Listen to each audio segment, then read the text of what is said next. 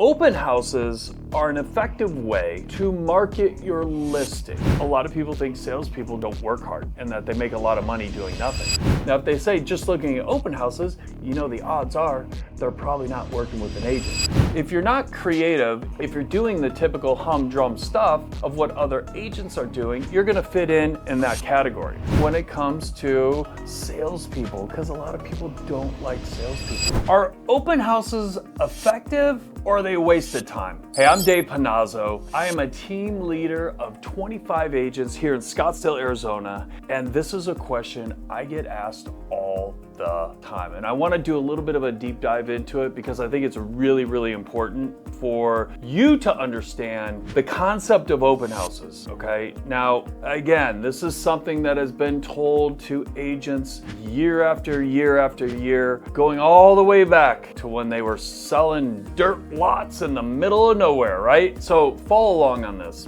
Open houses are an effective way to market your listing, okay? Now, times have changed since I've gotten into this business to where it used to be, you did not go anywhere without your agent, okay?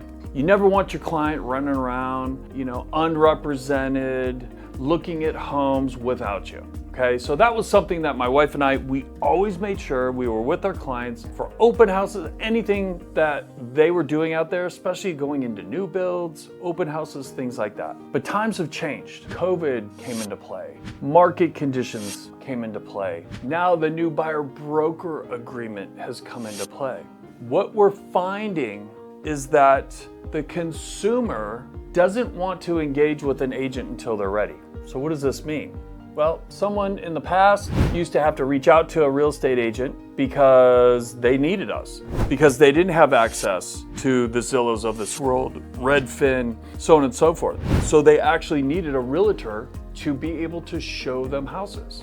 Well, now all of a sudden, the consumer can go out and they have all this stuff right here in their phone. They can look up what the cost of a home is, if there is an open house, how many price drops, so on and so forth. All the information that would have been given to them by a realtor 15, 20, 30 years ago. So now people feel they have the freedom to be able to go out there and look at homes, which is totally fine. So again, market conditions change, right? For those that are newer in this business, you got to go with the flow because what's working now may not work 6, 12, 18, 36 months down the road. So you have to adapt, overcome, and execute. So in today's market, we're finding open houses are much more effective. What I mean by that is this. One, we are able to give exposure to our clients. And what I mean by that is typically we like to have a takedown schedule of usually like a coming soon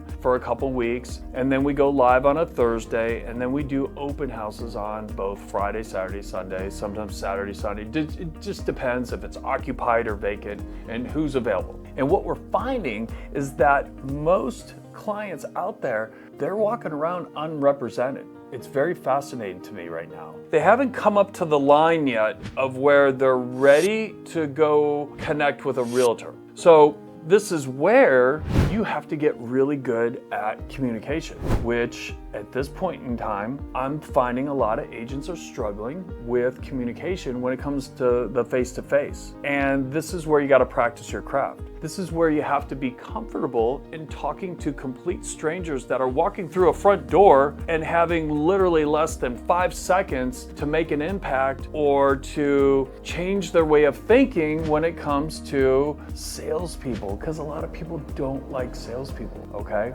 If you're a blue-collar worker or an hourly wage earner or a salary type person, a lot of people think salespeople don't work hard and that they make a lot of money doing nothing. And it's quite the opposite. Like, we don't get paid until a home closes. So there's a lot of upfront work that we do, and then we end up being able to reap the benefits of a sale and the commissions and so on and so forth. So what we're finding in today's market is this. A lot of people running around unrepresented. Maybe some are working with realtors, but a majority of them are unrepresented. So what does that mean to you as an agent that is holding an open house? That means you have to be on your A game. You have to be able to provide value to these folks that are walking through this home. Whether they like the home that you're holding open, or if that's not the right one, to be able to change gears, to be able to open their mind up in other areas or other neighborhoods or different style home that they might be interested. And typically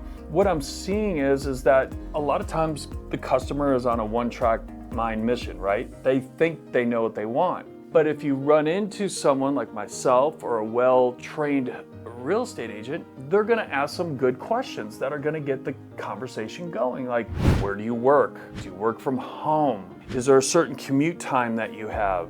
Oh, you do have children. Okay, great. What school district are they in? Like, these are some really, really important things, because it's not always about price, because we can find less expensive homes in the outskirts of Phoenix area, right? But if they're trying to be 15 minutes away from a school or 20 minutes away from work, those outskirt areas aren't gonna work. So this is where it comes down to being able to have a conversation and being able to find out what it is that these clients are looking for. And I think this is the part where a lot of times when someone walks through the door, these agents are just rapid firing all these questions, and they don't know you, you don't know them, you're firing off these questions. Well, that's a lot, right? They're a stranger.